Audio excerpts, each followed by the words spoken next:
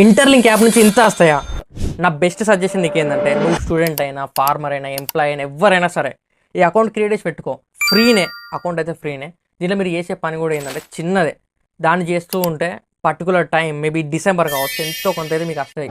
డైరెక్ట్గా చెప్పాలంటే ఈ వీడియో చూసిన ప్రతి ఒక్కరు తప్పకుండా ఈ అకౌంట్ క్రియేట్ చేసుకోండి. దీని గురించి ఇంతగానం ఎందుకు చెప్తానంటే, వీడియోని క్లియర్గా చూస్తే మీకే అర్థమవుతుంది. నేను అర్థం కానీ మీరే ఆటోమేటిక్గా అకౌంట్ క్రియేట్ చేసుకుంటారు.